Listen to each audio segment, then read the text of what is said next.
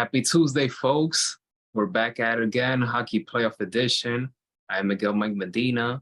This is my guy, Jim Biringer. Jim, how's it going, man? It's going good, man. Recovering Monday playoffs, man. You can't beat the Stanley Cup playoffs. You really can't. Yeah, you really can. And once again, these road teams continue to roll. Devils, Rangers, game four. I'm not surprised, man.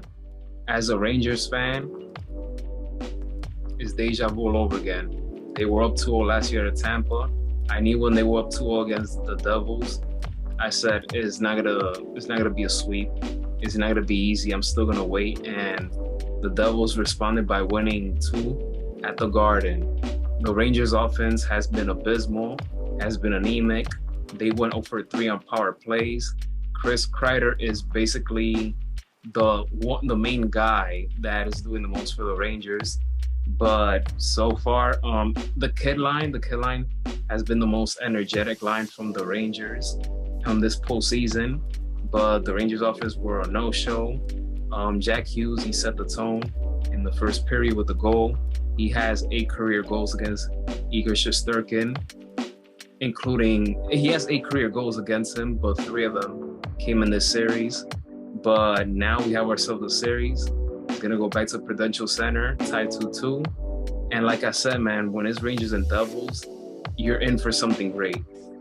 Yeah, it's crazy. I mean, think about what confidence can do and winning can do for you. I mean, the Devils, if they don't win game 3 in overtime, you probably can write the series off. But they get the win, confidence, team's playing simple role game, make the adjustments. Kira Schmid comes in. He's played great, made 58 stops. I mean, there's only 2 goals on 58 shots, 56 stops for him. The Devils' power play much better. I think now they're 10 for 10, something like that now in the last little while, going back to, I think, period 3 of game 2. So they've made real good adjustments there.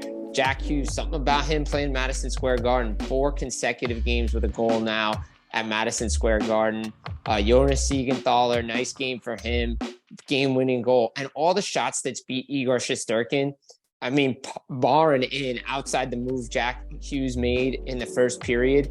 Look, the Devils simplified their game. They went on the road. They're a really good road team. I mean, they're the second best road team in the league. So, I mean, you knew something was going to happen. But the fact that they played with more confidence and played their style of game and played with speed, you can see why the Rangers couldn't keep up with them in the regular season. Look, both teams playing defensive hockey, and Shesterkin's played great. Schmid's been what they needed.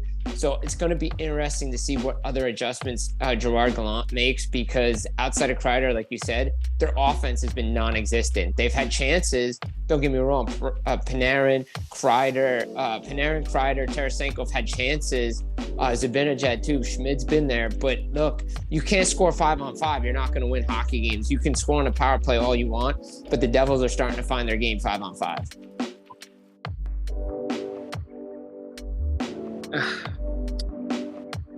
Damn, I forgot what I was gonna say. It'll come back to me. Now I remember. So, is either one of the 2 things gonna happen?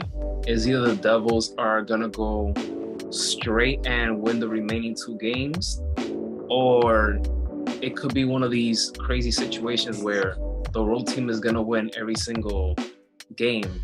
So it's either the Rangers will win game 5, then the Devils win game 6, and then Rangers in game 7, or now the momentum has shifted towards the Devils' way. So we're gonna get something either or. But it's funny because it reminds me of the 2002 first round between Vancouver Canucks and Detroit Red Wings. Red Wings were unbelievable team that season, but they were faced with adversity in the first round. They lost the first 2 games at home against the Canucks, and then they went on and win 4 straight. So this could be a situation for the Devils, or it could be, again, just the road teams just winning each game on the road. So it could go, right now, we have ourselves a series and it could go either way. No, I agree with you. It could go either way. 2 days off now. Game 4 is Thursday. But I'm glad you brought up that series, because think about it. I think it was a shot from like the red line or outside the blue line that goes in on Dan Cloutier for Vancouver, and it changed that series for Detroit. Like, if they don't get that goal, Vancouver, the way they were playing, that series might have been over. But now New Jersey comes home, they're gonna keep their game the same way, play the same way. And, again, like we said, anything can happen to Stanley Cup playoffs, and here we are at Game 6 that probably nobody thought we would see. Toronto Maple Leafs, Tampa Bay Lightning, Game 4, another overtime. Morgan Riley, he tied the game again. He is shutting up so many people, and I'm loving it. Alexander Kerfoot, he deflects a shot off the post and scored for a power play goal to complete the comeback. A team that was down 4-1. And when it was the end of the second intermission, the analysts, I think this was in ESPN, they were saying that many people are counting out Andrei Vasilevsky, saying that he's done, he's finished, because he was playing so well. And then here we come, the third period. Toronto must have heard it or something and said, oh, really? He's playing great? Okay, fine, we'll give him that. But it ain't over yet. And Toronto, they came back, send the game to overtime. They go on and win in overtime. I love the reaction from their bench when they score the game-winning goal. Austin Matthews scored twice. William Nylander had 3 assists. Samsonov made 27 saves. This was just an unbelievable win by Toronto. Look, Toronto, this is the third time now in 3 days we've seen teams blow a 3-goal lead. Worst lead in hockey. Vegas did it but won. The Kings did it and lost. And now Tampa did it and they lost. And good, like you said, Morgan Riley, good on him, man. This guy's having himself a series. The end of his regular season wasn't great, but he's having a great series for him. The Leafs are getting dirty, greasy, garbage goals, tip-ins, guys going to the front of the net, willing to pay a price, gritty, something we haven't really seen from this Leafs core and this Leafs team. But look what Ryan O'Reilly's doing for this team. This guy is bringing this team to another level, putting this team on his back. He's giving them the energy they need. The Leafs could have mailed it in. They could have gone home. It could have been 2-2, all the momentum with Tampa. No, they fought. They got goals. Matthews, another beautiful tip in at the high slot.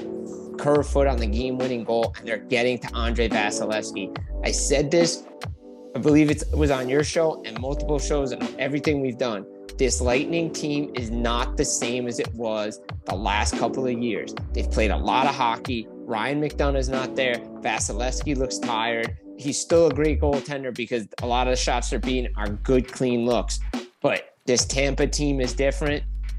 Toronto, these are the type of games Toronto would have lost in the past.